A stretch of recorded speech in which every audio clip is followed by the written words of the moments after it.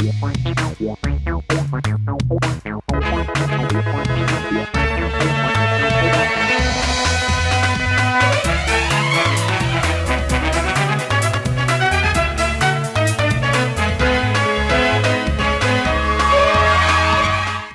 आप देख रहे हैं राष्ट्रीय समाचार। मैं हूं आपके साथ श्रुति जोशी। आइए एक नजर डालते हैं हेडलाइंस पर। दिल्ली में जहरीली हवा का सितम जारी। AQI 450 पार। हाइब्रिड मोड में 50% कर्मचारियों को वर्क फ्रॉम होम किया जाएगा। रायबरेली में कड़ाके की ठंड के चलते स्कूल टाइम बदला। बच्चों की सुरक्षा को प्राथमिकता। बागपत विकास भवन में किसान दिवस हंगामे में बदला। बिजली, बैंक, जल निगम और गन्ना विभाग की शिकायतों को लेकर किसानों ने किया जोरदार प्रदर्शन।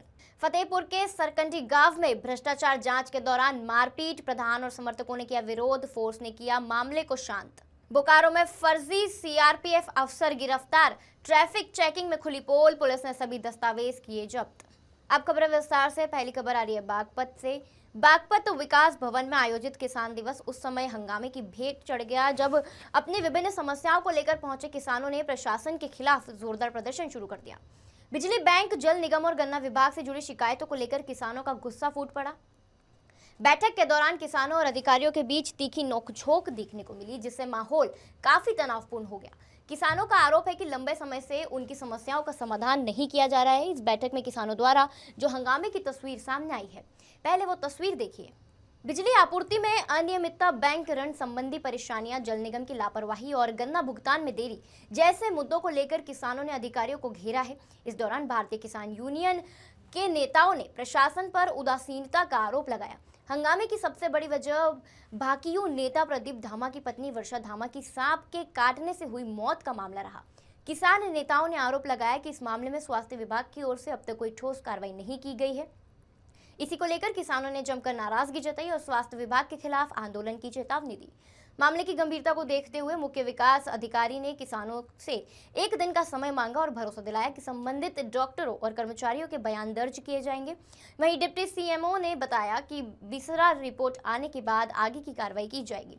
इसके अलावा बैठक में खनन अधिकारी के मौजूद न रहने पर भी किसान भड़क उठे। जब उप कृषि निदेशक ने खनन अधिकारी से संपर्क करने का प्रयास किया तो उनका फोन स्विच ऑफ मिला, जिससे किसानों का गुस्सा और बढ़ गया। आक्रोशित किसानों ने बैठक का बहिष्कार कर दिया और नारेबाजी करते हुए CDO कार्यालय के बाहर धरने पर बैठ गए। किसानों ने प्रशासन के खिलाफ जमकर प्रदर्शन किया और जल्द समाधान न होने पर आंदोलन तेज करने की चेतावनी दी। अगली खबर गिर सोमनाथ से। गिर सोमनाथ SOG ने गोगो पेपर बेचने वाले दुकानदारों पर छापा मारा। वेरावल शहर में गोगो पेपर बेचने वाले आरोपों में 5 दुकानदार गिरफ्तार हो चुके हैं। राज्य सरकार के निर्देशों के बाद गिर सोमनाथ SOG ने वेरावल के अलग अलग इलाकों में चेकिंग की। पान गल्ला पर चल रही गोगो सिगरेट की बिक्री पर रेड आई। पुलिस की कार्रवाई के बाद गोगा डिस्ट्रीब्यूटर्स में हड़कंप मच गया है। अगली खबर हरदोई से। जिलाधिकारी अनुनय झा ने रैन बसेरों का निरीक्षण किया। रैन बसेरों में व्यवस्था के चुस्त दुरुस्त रखने के निर्देश दिए। रैन बसेरा में ठहरे हुए लोगों से जिलाधिकारी ने बातचीत की। शहर में भीषण ठंड को लेकर अलावा उचित व्यवस्था की। जिलाधिकारी ने ठंड से ठिठुर रहे लोगों को कंबल भी वितरित किए।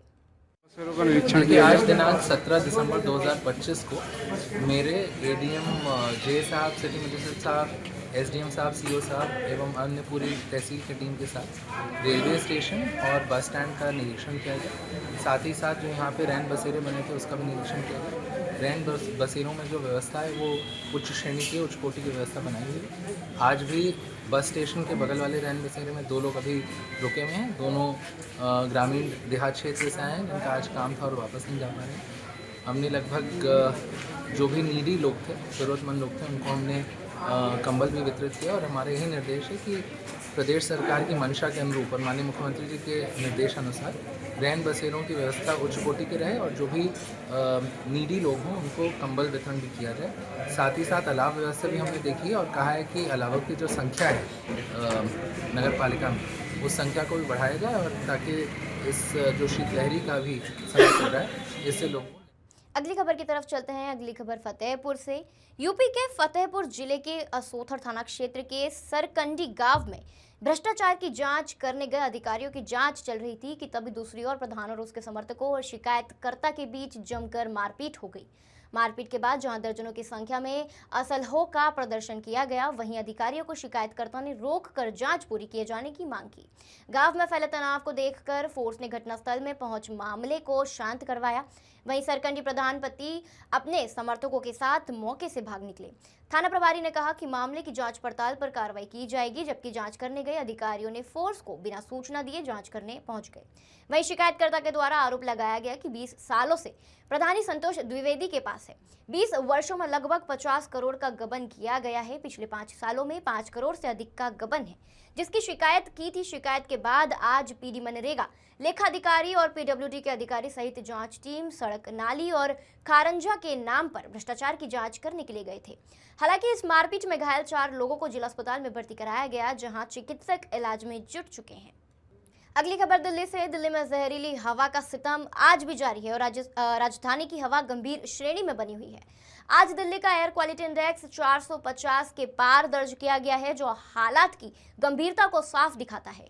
अलग अलग इलाकों में प्रदूषण का स्तर बेहद चिंताजनक रहा, जहां आनंद विहार में AQI 456, पंजाबी बाग में 406, द्वारका में 372, वजीरपुर में 370, RK पुरम में 352, ITO में 305, लोधी रोड में 321 और नरेला में 299 दर्ज किया गया। बढ़ते प्रदूषण को देखते हुए आज से दिल्ली में इसके रोकथाम के लिए कई सख्त नियम लागू कर दिए गए हैं, जिनमें सरकारी और निजी दफ्तरों को हाइब्रिड मोड में शिफ्ट करना शामिल है, जिसके तहत 50% कर्मचारियों को वर्क फ्रॉम होम करना होगा। इसके साथ ही कंस्ट्रक्शन का सामान ले जाने वाले वाहनों पर रोक लगाई गई है और सभी वाहनों के लिए PUC सर्टिफिकेट को अनिवार्य कर दिया गया है। प्रशासन का कहना है कि इन कदमों का मकसद प्रदूषण के स्तर को नियंत्रित करना है। वहीं लोगों से अपील की गई है कि वे सावधानी बरतें और गैर जरूरी बाहर न निकलने से बचें। बुलेटिन में आगे बढ़ते हैं। अगली खबर एटा से। एटा में घने कोहरे और सर्द मौसम को देखते हुए सुरक्षा व्यवस्था और मजबूत कर दी गई है। वरिष्ठ पुलिस अधीक्षक श्याम नारायण सिंह के निर्देश पर अपर पुलिस अधीक्षक श्वेताभ पांडे ने शहर में मोटरसाइकिल से गश्त कर हालात का जायजा लिया। कोहरे के चलते चोरी और अन्य आपराधिक घटनाओं की आशंका को ध्यान में रखते हुए अपर पुलिस अधीक्षक श्वेताभ पांडे और क्षेत्र अधिकारी नगर राजेश सिंह ने थाना कोतावली नगर क्षेत्र में अधीनस्थ पुलिस बल के साथ बाइक की गश्त की। इस दौरान प्रमुख मार्गों, बाजारों और संवेदनशील संस्थानों का निरीक्षण किया गया और आमजन से संवाद कर उन्हें सुरक्षा का भरोसा दिलाया गया। अपर पुलिस अधीक्षक ने बताया कि कोहरे के मौसम में लगातार गश्त, चेकिंग और निगरानी की जा रही है, ताकि किसी भी आपराधिक गतिविधि को समय रहते रोका जा सके। साथ ही नागरिकों से अपील की गई है कि वे सतर्क रहें और किसी भी संदिग्ध गतिविधि की सूचना तुरंत पुलिस को दें। कोहरे का मौसम है। कोहरे की मौसम में चोरी की घटनाएं काफ़ी बढ़ जाती हैं। इसको दृष्टिगत रखते हुए इसमें सभी बाइक्स पे रिफ्लेक्टर टेप लगा के बाइकों को, कोबरा मोबाइल्स को एक साथ लेके गलियों में और मुख्य रास्तों पर गश्त किया गया है, जिससे कि आम जनता में सुरक्षा की भावना बनी रहे और साथ ही जो चोर हैं और इस तरह की प्रवृत्ति के लोग रोड पे टहलते हैं, उनके अंदर भी एक खौफ की भावना बनी रहे। इसके दृष्टि से कार्य किया गया। देखिए, अपर पुलिस अधीक्षक के बयान के बाद अगली खबर बुलंदशहर से। बुलंदशहर में थाना ककोड़ पुलिस ने बड़ी कार्रवाई करते हुए जाली करेंसी छापने वाले 10,000 रुपए के इनामी बदमाश को मुठभेड़ के बाद गिरफ्तार कर लिया। वाहन चेकिंग के दौरान पुलिस को देखकर बाइक सवार बदमाशी ने फायरिंग शुरू कर दी, जिसके बाद पुलिस ने उसका पीछा किया। भागने के दौरान बदमाश की बाइक फिसल गई और खुद को गिरता देख उसने दोबारा पुलिस पर फायरिंग की, जिस पर पुलिस की जवाबी कार्रवाई में बदमाश के पैर में गोली लग गई और उसे मौके पर ही दबोच लिया गया। घायल बदमाश की पहचान सुनील कुमार उर्फ लेफ्टी के रूप में हुई है, जो लंबे समय से वांछित था और जिस पर SSP द्वारा 10,000 रुपए का इनाम घोषित किया गया था। पुलिस ने मौके से चोरी की स्प्लेंडर बाइक, एक तमंचा और कारतूस बरामद किए हैं। आरोपी के खिलाफ जाली नोट छापकर बाजार में चुराने से जुड़े गंभीर मुकदमे पहले से दर्ज हैं। वहीं घायल बदमाश को इलाज के लिए अस्पताल भेज दिया गया है। दिसंबर की शाम को थाना ककोड़ पुलिस द्वारा दस्तूरा चौकी के पास चेकिंग की जा रही थी। दौरान चेकिंग एक संदिग्ध बाइक को जब रुकने का इशारा किया गया तो वो खुर्जा रोड पे भागने लगी। पुलिस ने जब उसका पीछा किया तो वो अनियंत्रित होकर गिर पड़ी। उस पर जो बैठा व्यक्ति था उसके द्वारा पुलिस पार्टी के ऊपर जान से मारने की नीयत से फायर कर दिया गया। आत्मरक्षात्मक कार्रवाई में इस व्यक्ति के पैर में गोली लगी है। इसकी पहचान सुनील उर्फ लेफ्टी पुत्र दशरथ के रूप में हुई है। ये थाना ककोड़ के आजमपुर हुसैनपुर गाँव का रहने वाला है। पूछताछ में इसने ये बताया कि अभी हाल में थाना खुर्जा नगर पे एक नकली नोट के गैंग को पकड़ा गया था। उस गैंग का ये सक्रिय सदस्य है तथा अभी कुछ दिन पहले श्रीमान वरिष्ठ पुलिस अधीक्षक महोदय द्वारा इसके ऊपर 10,000 रुपये का इनाम भी घोषित किया गया था। इसके पास से एक तमंचा, 2 खोखा कारतूस, 1 जिंदा कारतूस तथा 1 चोरी की मोटरसाइकिल भी मिली है। इसको प्राथमिक उपचार के लिए प्राथमिक स्वास्थ्य केंद्र भेज दिया गया है। अग्रिम वैधानिक कार्रवाई इसमें पुलिस द्वारा की जा रही है। रायबरेली की खबर की तरफ चलते हैं। रायबरेली में कड़ाके की ठंड और लगातार जारी शीतलहर को देखते हुए प्रशासन ने स्कूली बच्चों की सुरक्षा को मद्देनजर बड़ा फैसला लिया है। जिलाधिकारी के निर्देश पर बेसिक शिक्षा अधिकारी ने सभी बोर्डों के विद्यालयों की समय सारिणी में बदलाव के आदेश जारी कर दिए हैं। जारी आदेश के अनुसार कक्षा 1 से 8 तक के बेसिक विद्यालयों, कस्तूरबा गांधी आवासीय विद्यालयों सहित सभी बोर्डों के स्कूल अब सुबह 9:30 बजे से दोपहर 2:30 बजे तक संचालित होंगे। प्रशासन का कहना है कि यह निर्णय ठंड और शीतलहर के प्रभाव को ध्यान में रखते हुए लिया गया है ताकि बच्चों को अत्यधिक सर्दी से बचाया जा सके। खबर बोकारो से। डीवीसी के बोकारो थर्मल पावर प्लांट पर संकट के बादल मंडराने लगे हैं, जहां छाई ट्रांसपोर्टिंग का काम लंबे समय से ठप पड़ा हुआ है। डीवीसी मुख्यालय कोलकाता से पहुंचे एडिशनल डायरेक्टर पीपी शाह ने बुधवार को बोकारो थर्मल पावर प्लांट और ऐश पाउंड का निरीक्षण किया और 4 महीने से छाई ट्रांसपोर्टिंग बंद रहने पर गहरी चिंता जताई। निरीक्षण के दौरान उन्होंने स्पष्ट चेतावनी दी कि यदि जल्द छाई ट्रांसपोर्टिंग शुरू नहीं हुई तो 500 मेगावाट क्षमता वाला बोकारो थर्मल प्लांट बंद करना पड़ सकता है।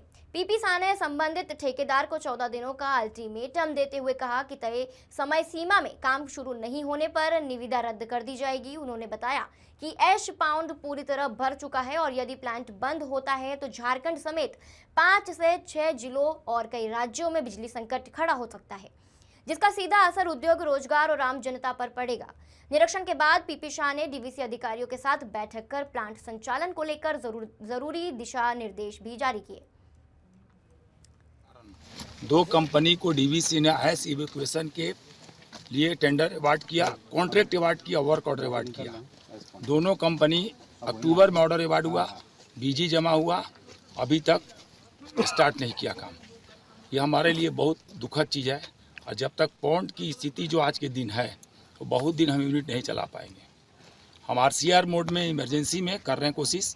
अगर आरसीआर मोड सक्सेस हो गया तो करेंगे, लेकिन जो जनरेशन है वो ज़रूर हम पर करेगा। इसलिए इसके पहले 120 दिन बंद था, लोकल आंदोलन के चलते 120 दिन ऐसी इवैक्यूएशन बंद था। और प्लांट की जो स्थिति है ये देश का one of the best plant है, क्योंकि ये हमेशा कुछ न कुछ टॉप 10 में, टॉप 5 में अवार्ड मिलता है। तो ये बंद करना हमारे लिए बाध्य हो जाएंगे हम बंद करने के लिए, क्योंकि ऐश पॉइंट ब्रीच करेगा तो हम रिस्क नहीं ले सकते। सेफ्टी हमारे लिए सबसे ज़रूरी है, इसलिए ऐश पॉइंट का कंडीशन बहुत अच्छा नहीं है। अगली खबर बोकारो से। बोकारो में मंगलवार रात ट्रैफिक चेकिंग के दौरान एक हैरान करने वाला मामला सामने आया, जब बिना हेलमेट पकड़ा गया एक युवक खुद को सीआरपीएफ का असिस्टेंट कमांडेंट बताकर पुलिस पर रौब झाड़ने लगा। जांच कर रहे एसएसआई को ट्रांसफर कराने की धमकी देने लगा। ट्रैफिक थाना में तैनात एएसआई ओशो प्रदीप को युवक की बातों और हावभाव पर शक हुआ, जिसके बाद पहचान पत्र मांगे गए तो पूरा मामला खुल गया। जांच में सामने आया कि युवक के पास सीआरपीएफ और एनएसजी के 2 फर्जी पहचान पत्र थे, जिनमें फोटो और शक्ल का मेल नहीं बैठ रहा था। पूछताछ के दौरान युवक ने अलग अलग नाम बताए, लेकिन असल में उसकी पहचान अश्विनी कुमार ठाकुर, उम्र करीब 35 साल, निवासी जोशी कॉलोनी के रूप में हुई। फर्जी वर्दी और नकली पहचान के सहारे सिस्टम को डराने वाला ये युवक आखिरकार पुलिस के जाल में फंस गया। पुलिस ने सभी फर्जी दस्तावेज जब्त कर आरोपी को गिरफ्तार किया और सिटी थाना में मामला दर्ज कर उसे न्यायिक हिरासत में भेज दिया है। वहीं यह पूरा मामला अब बोकारो में चर्चा का विषय बना हुआ है। 2025 को ट्रैफिक थाना में पदस्थापित एएसआई ओशो प्रदीप नया मोड़ के पास तकरीबन शाम में 3:30 बजे चेकिंग कर रहे थे। उसी दरमियान एक व्यक्ति जो बिना हेलमेट के जा रहे थे उनको रोका गया चेकिंग के दौरान। उसी चेकिंग के दरमियान उनके द्वारा अनावश्यक रूप से जो पदाधिकारी थे वहाँ पे उन पे अपना गलत प्रभाव दिखाया गया और डराया धमकाया गया कि मैं जो हूँ सो इस प्रकार से असिस्टेंट कमांडेंट हूँ सीआरपीएफ में और सुकमा में मेरी पदस्थापन है। और उन्होंने अपना उन्हें गलत तरीके से गलत व्यवहार किया गया उनके द्वारा। उनकी अपना प्रभाव दिखाया गया कि मैं तुम्हारा बहुत कुछ बिगाड़ सकता हूँ, इस प्रकार से उनका शब्द उनके द्वारा बोला गया। उनसे फिर आग्रहपूर्वक अपना पहचान पत्र भी दिखाने के लिए बोला गया। उस पहचान पत्र में और उनका चेहरा मिलान नहीं कर रहा था। तो फिर और गहन रूप से जब उनका पहचान सारा चीज़ देखा गया तो उनके पास से 2 अन्य भी पहचान पत्र मिला फर्जी तरीके से। एक जिसमें एनएसजी का बना हुआ था अश्विनी को असीम कुमार के नाम से, और दूसरा एक और सीआरपीएफ का था कार्ड बनाया हुआ, वो संदीप कुमार के नाम से। खबर सूरत से, जहां सूरत जिले के मांगरोल तालुका में सियालज गांव के पास स्थित एक गन्ने के खेत में अचानक आग लगने से इलाके में अफरा तफरी मच गई। गन्ने का खेत पास में स्थित होने के कारण आग तेजी से फैलने लगी। वहीं खेत के समीप एक पेपर मिल भी मौजूद होने से हालात और गंभीर हो गए। आग की लपटें देखकर स्थानीय लोगों ने तुरंत फायर ब्रिगेड को सूचना दी। सूचना मिलते ही फायर ब्रिगेड की टीम दमकल वाहनों के साथ मौके पर पहुंची और बिना देर किए आग बुझाने का अभियान शुरू किया गया।